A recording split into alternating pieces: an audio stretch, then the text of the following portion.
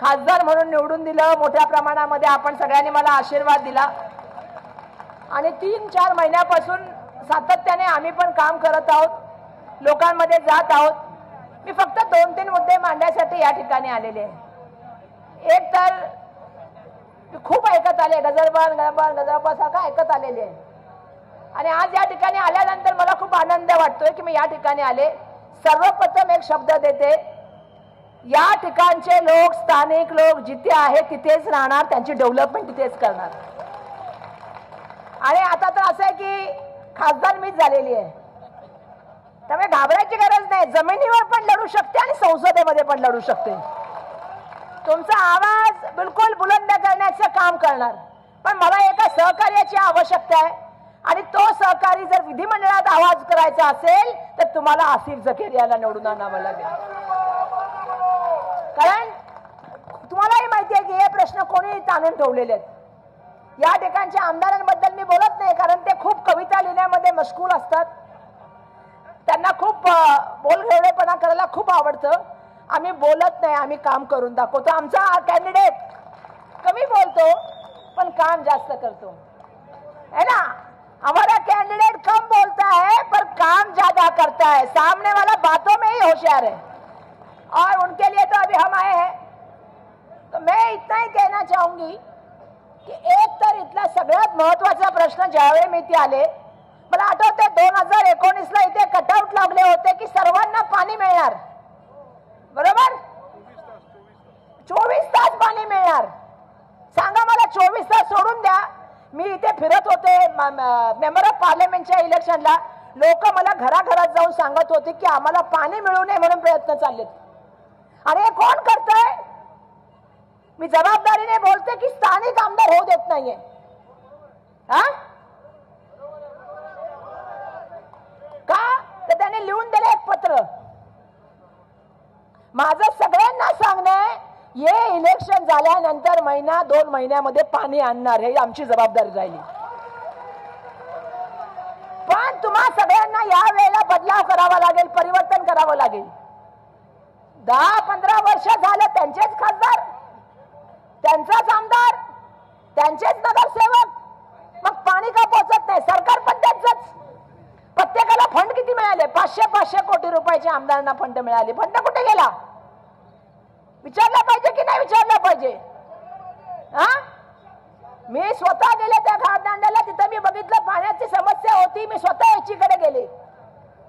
मी याचींना सांगितलं की लोकांना, मला घराघरात लोक सांगत होते आम्हाला फक्त 2 गोष्टी द्या, एक पाणी आणि एक इलेक्ट्रिसिटी, है ना. अर्धा तास पाणी द्या फक्त आम्हाला, बरोबर. चिदाभाऊ इथे उभा आहे. काय परिस्थिती आहे? मुंबईमध्ये राहतो आणि सगळ्यात पॉश एरियामध्ये राहतो आपण, आणि आमदारांना 3 वेळा निवडून दिलं. या वेळेला बदलाव करायचा आणि या वेळेला आपल्याला महाविकास आघाडीला निवडून द्यायचंय. बघा, सरकार आपलंच येणार आहे, महाविकास आघाडीचं. आणि सरकार जो आपलं येणार है तो हमारा सबसे बड़ा फर्ज ये है कि हम हमारे एमएलए को भी चुन के लाए. अभी आदित्य भाऊजी ने तो बहुत भाषण किया मुंबई का, लेकिन मैं यहाँ पे और एक चीज कहना चाहती हूँ. यहाँ पे एसआरए के प्रकल्प भी बहुत साल से ते तसेच थांबलेले, ते भिस्त घोंगड आहे. आणि ते काय आहे? मीच काम करणार, माझाच माणूस हे उचलणार, माझाच माणूस ते काम करणार, बरोबर आहे की नाही? आणि मला दुर्दैवाने हे सांगायला वाटतं की या सगळ्या प्रकरणामधून काय झालेलं, लोकांची डेव्हलपमेंट थांबली. या ठिकाणी मोठ्या प्रमाणामध्ये झोपडपट्ट्या आहेत. आसिफ भाई, सबसे कहना कि जब हम लोग आएंगे, खासदार और आमदार मिलकर लोगों का विकास करने के लिए सबसे पहला काम करेंगे. बघा, आम्ही तर लढाई लढण्याचं काम करतो. आदित्यजींनी सांगितलं तुम्हाला, एक मुंबईला विकण्याचं खूप मोठं षडयंत्र चालू आहे. मुंबईच्या नावाने मुंबईच्या प्राईम स्पॉटच्या जमिनी रेडी रेटनच्या 10%, रेडी रेटनच्या 25% देण्याचं काम चाललेलं आहे. सगळे अधिकारी त्याच्या विरोधामध्ये लिहित आहेत, फाईलीच्या फाईली चाललेल्या आहेत. पण त्यांनी सांगितलं तुम्हाला धारावीचं, आज धारावीच्या नावावर मालवणी, आज धारावीच्या नावावर काय सांगू तुम्हाला, कांजूरमार्ग, विक्रोळी, भांडूप, मुलुंड, देवनार, कुर्ला.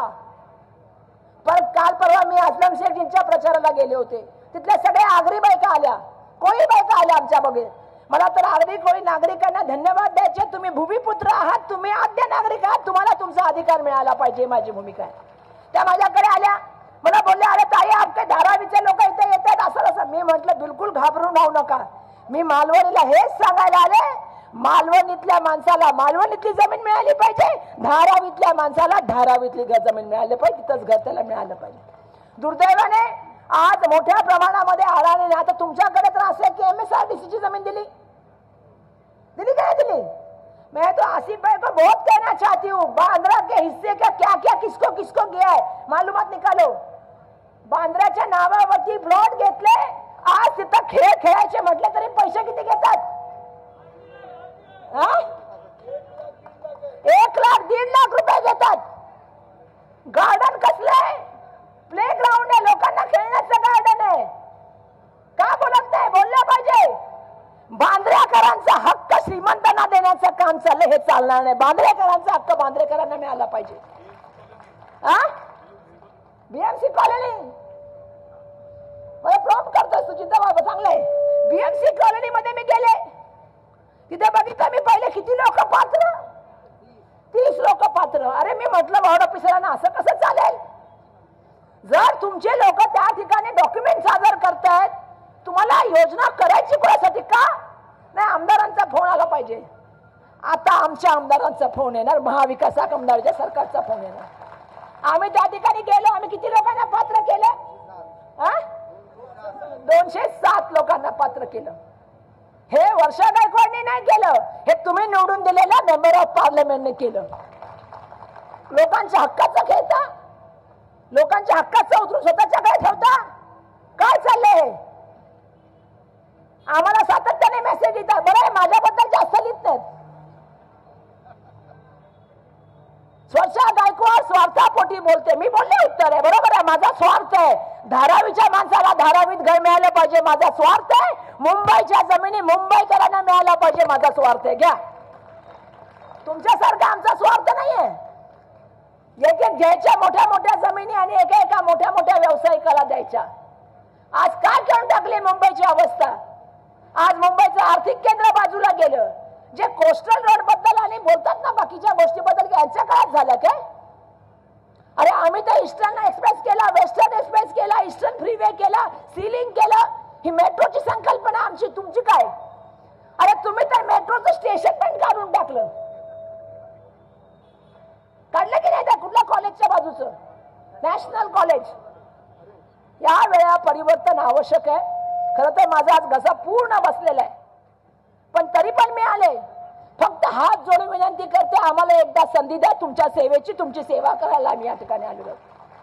आम्ही काम करू इच्छितो आणि आपल्या सगळ्यांचा जोपर्यंत आम्हाला साथ मिळणार नाही तोपर्यंत ते शक्य होऊ शकत नाही. आज मला आनंद या गोष्टीचा आहे की आपण एवढ्या मोठ्या संख्येने या ठिकाणी उपस्थित राहिल्यात. वर्षा गायकवाडचा इतिहास आपल्याला माहिती आहे, आसिफ जकेरियाचा आम्हाला आमच्या कॅन्डिडेटचा आपल्याला इतिहास माहिती आहे, आणि समोरच्या व्यक्तीचा पण आपल्याला इतिहास चांगला माहिती आहे. कोण?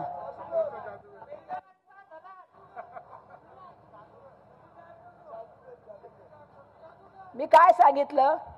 दिवाळी तेव्हाच मनवायची जेव्हा 24-23 आपलं सरकार येणार आणि आपला आमदार निवडून येणार.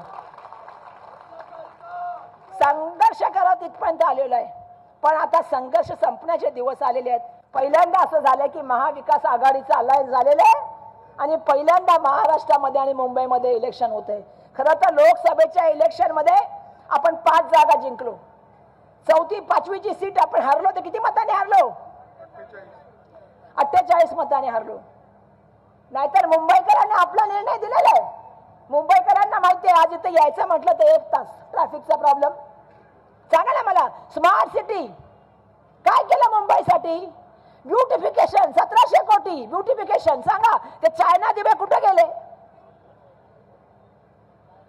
अरे ते पटवर्धन पार्क पण मी वाचवलं, त्यांनी नाही वाचवलं, बरोबर?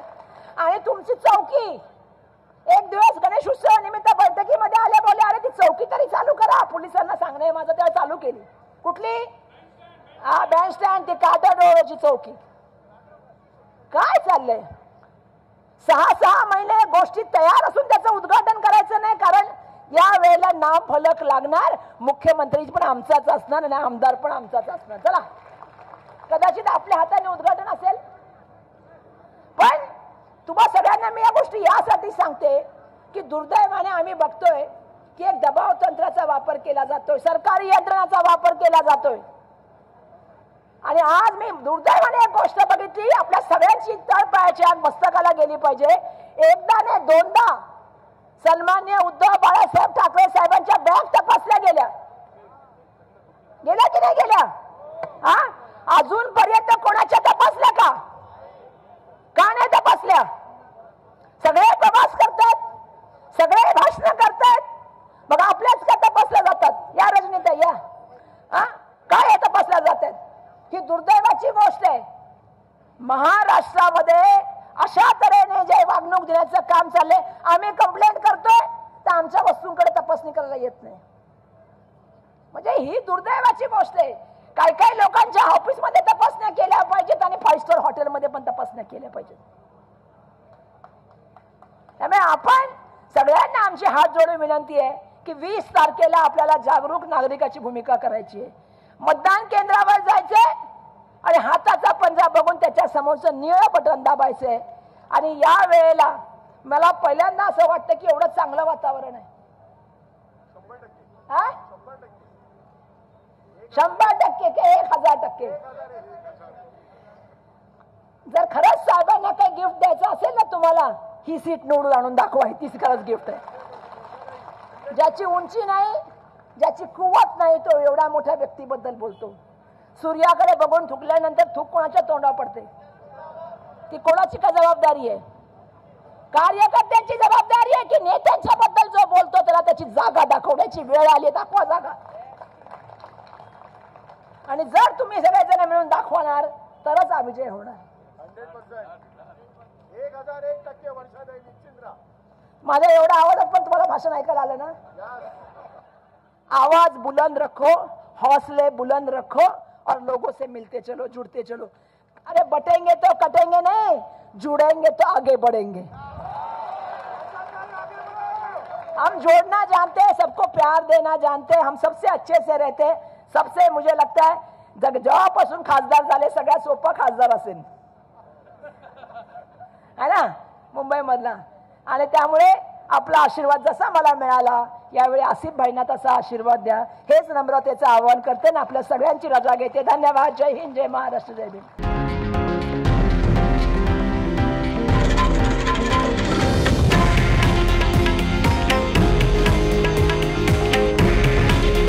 हे आहे देशातील नंबर 1 न्यूज नेटवर्क आणि आपण पाहत आहात TV9 मराठी. काळजी तुमची, हित महाराष्ट्राचं.